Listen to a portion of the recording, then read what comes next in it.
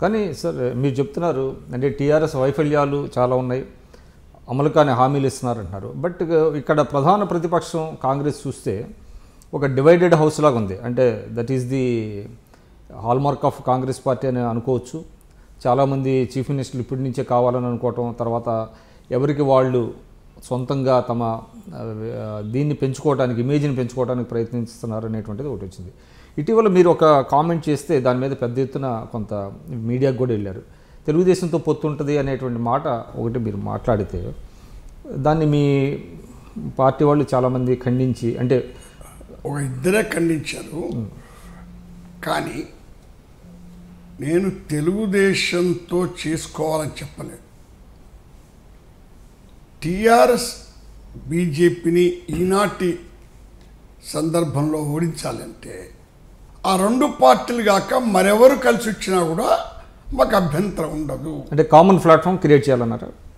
Common platform కానీ లేక ఎన్నికల సర్దుబాట్లు కానీ ఆ కాంటెక్స్లో మీరు మాట్లాడిందని. అప్పుడు నాకు ప్రశ్న వచ్చింది పత్రికా వార్తల నుంచి, విలేకరుల నుంచి. ఏంటంటే మరేమిటి టీడీపీ కలుపుకుంటారా అని. వాళ్ళు టీఆర్ఎస్ బీజేపీతో సంబంధం లేకపోతే నాకు అభ్యంతరం లేదన్న. అంటే పార్టీ కాదు, పార్టీ మీరు వ్యక్తిగతమైన పార్టీ ప్రతినిధి కాదు, పార్టీలో ఒక సీనియర్ వ్యక్తిగా మాట్లాడారు. అంటే నేను అనుకోవటం గతంలో టీడీపీ నుంచి కూడా ఇటువంటి వ్యాఖ్యలే వినిపించినట్టున్నాయి. అంటే అవసరమైతే మేము కాంగ్రెస్తో కూడా పొత్తు పెట్టుకుంటామని ఒకరిద్దరు టీడీపీ నేతలు కూడా అన్నారు. వాళ్ళు కూడా అక్కడ ఒక ప్రామాణికమైన ప్రతిపద అక్కడి నుంచి లేదండి, మా వైపు నుంచి లేదు. ఇక 18 నెలలే ఉన్నాయి కాబట్టి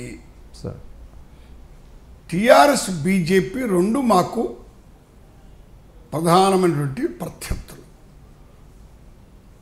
వీరితో కాకుండా ఎవరితోనైనా మేము తెలంగాణ వరకు కలిసేందుకు సిద్ధంగా ఉంటాము అన్నారు. దాన్ని తొందరపడి అన్నారు అనేటువంటిది అదే మీ పార్టీలో కొంతమంది ఇద్దరు అన్నారండి. మా పార్టీలో ఆ మాత్రం అనేటువంటి స్వేచ్ఛ లేకుంటే మంచిది కాదు. నేను స్వేచ్ఛ లేని వాతావరణాన్ని నాకు నచ్చదు. కానీ స్వేచ్ఛ పేరిట కాంగ్రెస్ అన్రూలీ బిహేవియర్ ఉంటుంది అనేటువంటిది కూడా చూస్తూ ఉంటాం.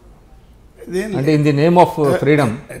ఇప్పుడు అమెరికాలో ఉంది లేదా, ఎక్కడ లేదు, బ్రిటన్లో లేదా, అలాంటి అడ్వాన్స్ కంట్రీస్లో కూడా విదిన్ ద పార్టీ స్వేచ్ఛ ఉంటుంది.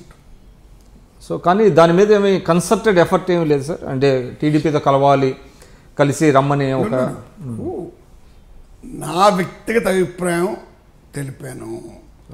దానిపైన మా అధిష్టాన వర్గం నిర్ణయం తీసుకోవాలి, విధానపరమైన నిర్ణయం తీసుకోవాలి.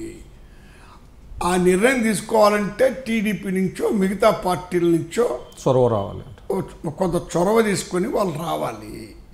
కమ్యూనిస్ట్ పార్టీలు ఉన్నాయి, టీడీపీ కాదు కదా. సో ఇంకా it is not the right time. Right time కాకపోయినా ఏదో సందర్భంలో ఒక మాట వేసి పెట్టడం చాలా ముఖ్యం కదా.